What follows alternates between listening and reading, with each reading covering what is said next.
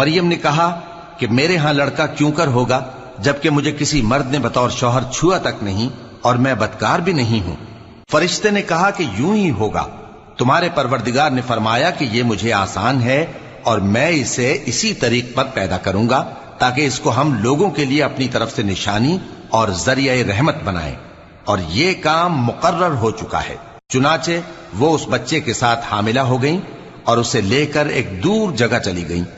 پھر درد ذہ ان کو کھجور کے تنے کی طرف لے آیا، کہنے لگی کہ کاش میں اس سے پہلے مر چکتی اور بھولی بسری ہو گئی ہوتی۔ تب ان کے ٹیلے کے نیچے کی جانب سے فرشتے نے ان کو آواز دی کہ غمناک نہ ہو، تمہارے پروردگار نے تمہارے نیچے ایک چشمہ پیدا کر دیا ہے، اور کھجور کے تنے کو پکڑ کر اپنی طرف ہلاؤ، وہ تم پر تازہ عمدہ کھجوریں گرائے گا، تو کھاؤ اور پیو اور آنکھیں ٹھنڈی کرو۔ اگر تم کسی آدمی کو دیکھو تو کہنا کہ میں نے اللہ کے لیے